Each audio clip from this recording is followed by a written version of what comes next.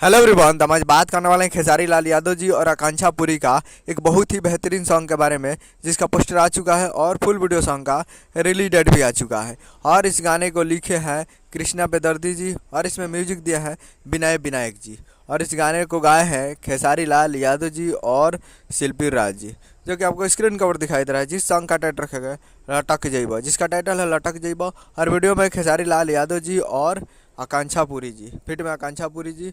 और ये full video song को रिलीज़ किया जा रहा है। फुल वीडियो सॉन्ग रिलीज 9 नवंबर 2024 को सुबह 6:30 पे फुल वीडियो सॉन्ग को रिलीज़ किया जा रहा है। यानी कि परसों इस गाने को रिलीज़ किया जा रहा है। परसों नहीं, तरसों तीसरे रोज इस गाने को रिलीज़ किया जा रहा है सुबह 6:30 पे।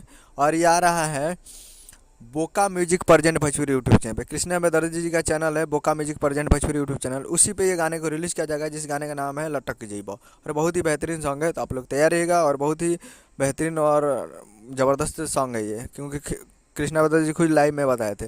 तो तैयार रहिएगा बोका म्यूजिक पे 9 तारीख को सुबह 7 बजे, सुबह 6:30 पे। मिलता है अगले वीडियो में। जय हिंद, जय भोजपुरी।